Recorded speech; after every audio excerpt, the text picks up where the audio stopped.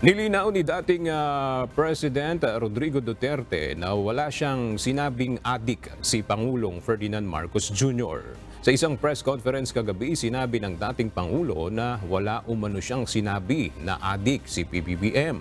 Ayon pa kay Digong, maaring nagtitik ng gamot si Pangulong Marcos gaya ng antibiotic o aspirin na tinatawag ring drugs, pero hindi anya ito adik. Nauna nang inihayag ni dating Pangulong Duterte na adik umano si Pangulong Marcos at nasa watch list ng Philippine Drug Enforcement Agency.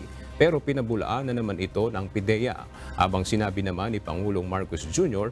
na maaaring apektado lamang ng gamot na fentanyl si Digong.